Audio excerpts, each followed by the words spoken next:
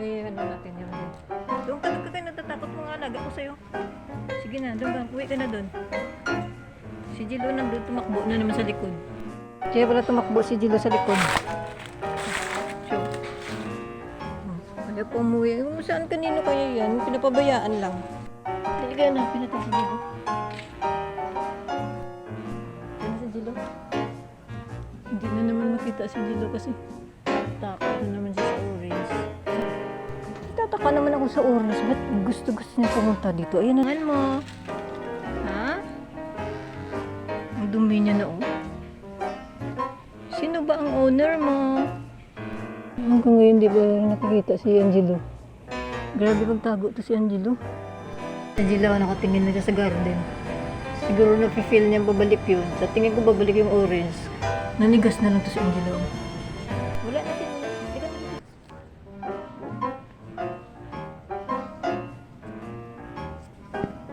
Ay, si Jilo pala ito. Kaya pala kinakabahan si Jilo. Saan ba galing? Si Jilo pala o kinakabahan. Ayun, nandito na ako. Si Jilo natatakot pa rin. Eh, wala na ah. Silip-silip pa rin. Iba yung takot ni Jilo. Ay, nakita mo.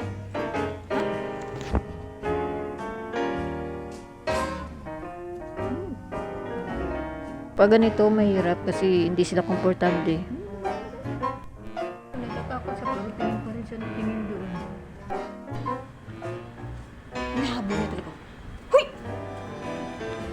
Lagi siya pupunta dito.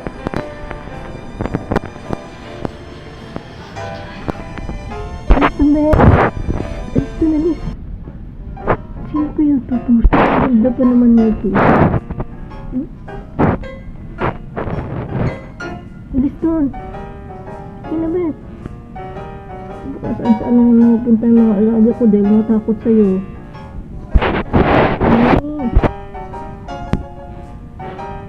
Tumawa o tingnan mo itsura mo. Kita-mata lang. Napabayaan.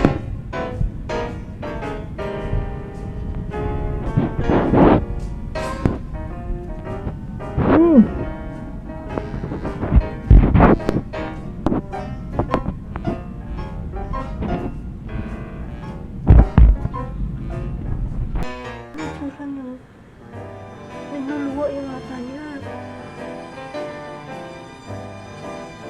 Oo naman ito.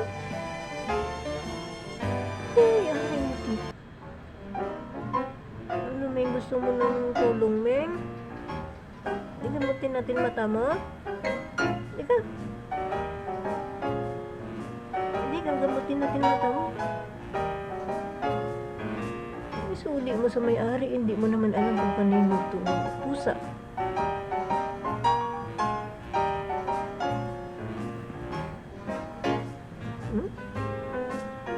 Hindi siya umalis mo. Gusto magpaampun. Gusto mo ba magpaampun? Hindi naman kita pwede ampunin. Hindi na talaga ako mag-ampun ng pusa. Kasi nga, pinapaampun ko na nga yung mga toksi.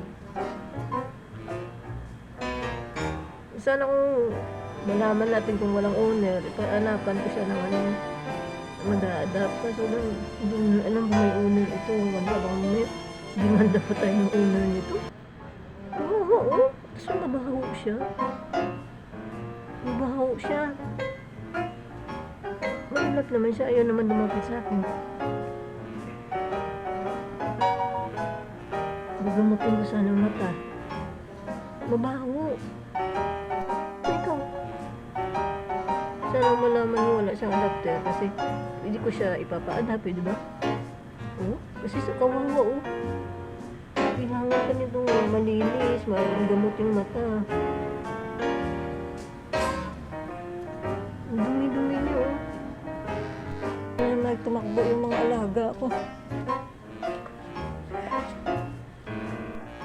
Doon si Angelo. Ako si Angelo na saan? Ayun si Angelo.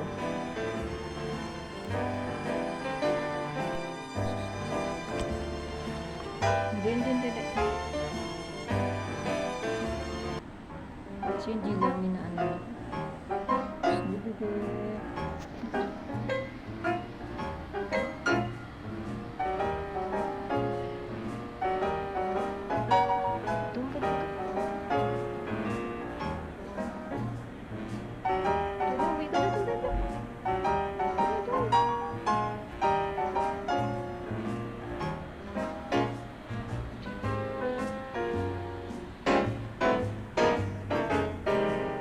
Uwi ka na dun.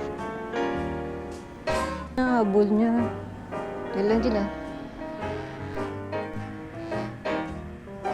Ayun, pinulong ko muna yun si Angela para hindi siya takbo kung saan saan.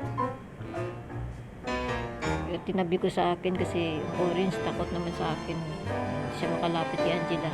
Si Angelo yung hinihintay kong lumabas. Yung tago lang yun si Angelo, mamaya lalabas yan. Tapos pagka ipapasok ko na muna sila sa kwarto. Hanggang sa umalis na itong orange. Labas ka na. Mamaya ipapasok ko yun sila sa kwarto.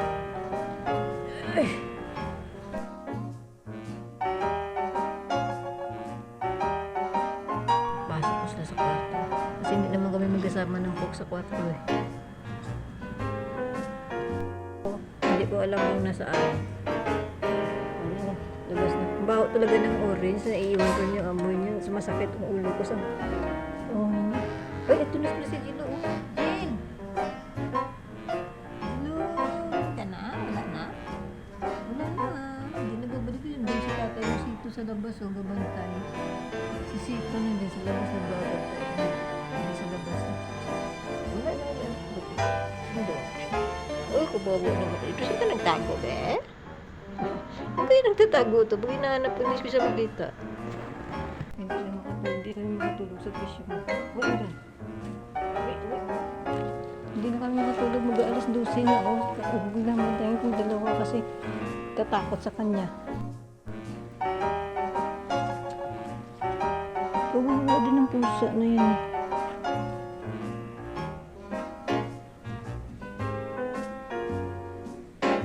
Hindi tuloy kami makatulog kasi babantay ako sa dalawang oras pabalik-balik.